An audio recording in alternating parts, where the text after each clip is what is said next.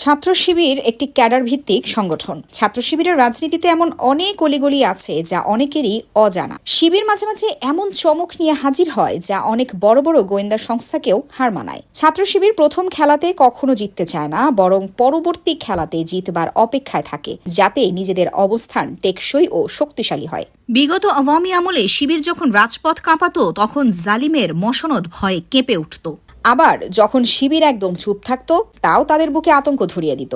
কারণ নিশ্চুপ থাকা মানে দমে যাওয়া নয়, বরং নিজেদের অবস্থান তৈরি করা। শিবির সত্যকে সামনে রেখে এমনভাবে ডিগবাজি করতে জানে যা প্রতিপক্ষকে বিভ্রমে ফেলে দেয়। আওয়ামী লীগ ছাত্রলীগ যখন শিবির নির্মূল করার জন্য মাঠে নেমেছিল, তখন শিবির সবকিছু সহ্য করে এবং বারবার নিজেদের কৌশল পরিবর্তন করে টিকেছিল।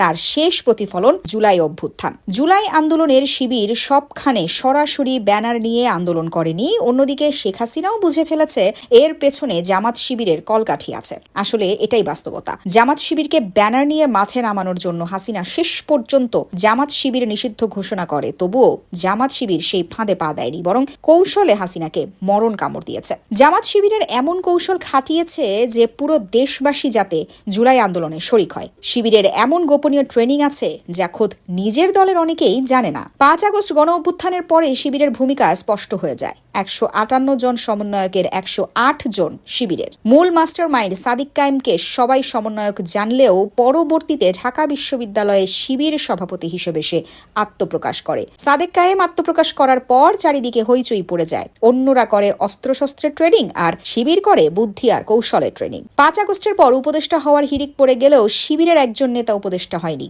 এটি একটি রহস্য। সাদেক কায়েম, ফরহাদ সহ শিবিরের অনেক নেতা উপদেষ্টা হওয়ার সুযোগ থাকা সত্ত্বেও কেউ এই পদ গ্রহণ করেনি। শিবিরের সাথী সদস্য কর্মীদের এমন কিছু ট্রেনিং দেওয়া হয় যা অন্যান্য দলের অনেকেরই অজানা। সংগঠনকে কিভাবে শক্তিশালী করতে হয়, মানুষের ভালোবাসা, ছাত্রদের সাপোর্ট কিভাবে পেতে হয়, সেই সব ট্রেনিং অত্যন্ত ভালোভাবে শিখিয়ে থাকে।